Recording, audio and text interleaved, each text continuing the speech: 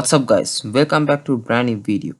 Today I am going to show you guys how to create a sub confirmation link to your YT channel. By creating a sub confirmation link, you can turn your viewers to subscribers.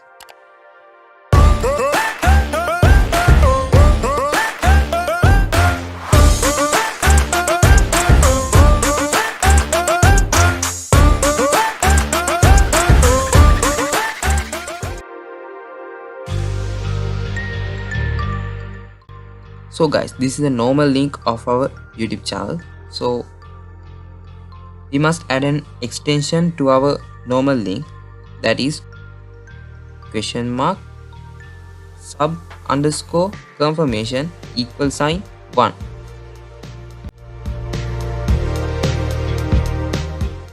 Once you have attached the extension to your normal link,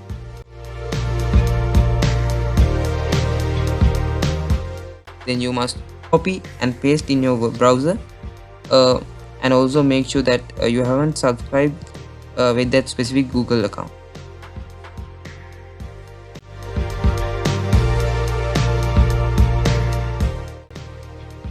This is the sub confirmation message and you can click subscribe.